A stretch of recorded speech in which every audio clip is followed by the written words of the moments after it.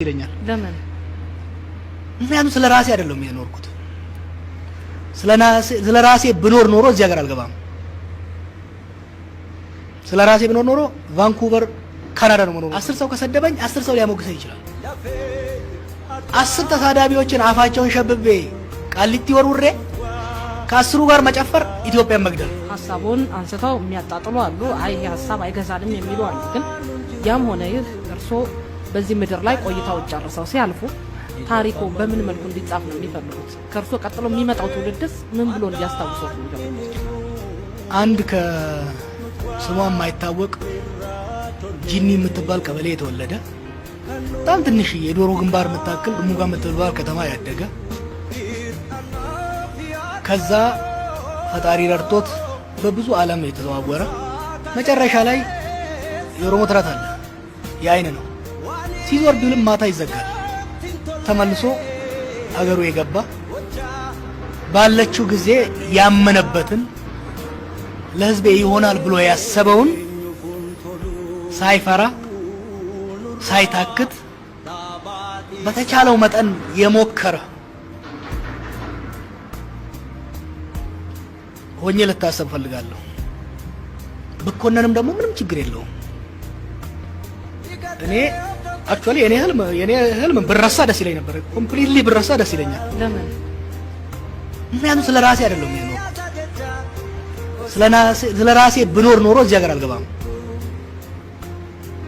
ስለ ራሴ ብኖር ኖሮ ቫንኩቨር ካናዳ ነው መኖር የምፈልገው። ካልሆነ እዛ ሲንጋፖር ወይ ማሌዥያ ነበር የምኖረው። ትንሽ ነገር ለዚህ ሀገር ለማበርከት ሞክሬያለሁ።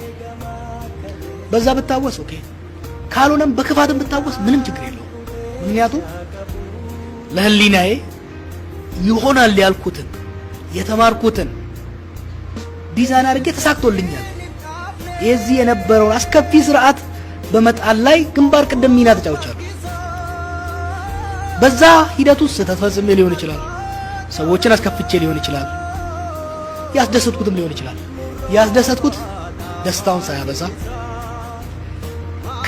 ስህተት ሰርቼ እንደነበረም ከአካውንት ውስጥ በማስገባት ያስከፋሁትም ደግሞ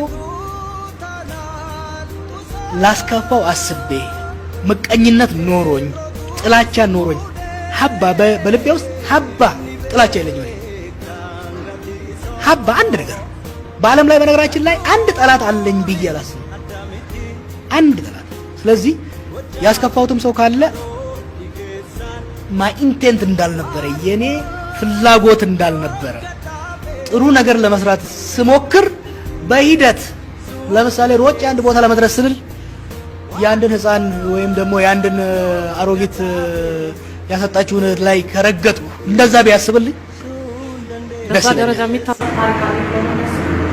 በቀላሉ የሚረሳ ባሉታዊም አይረሳም።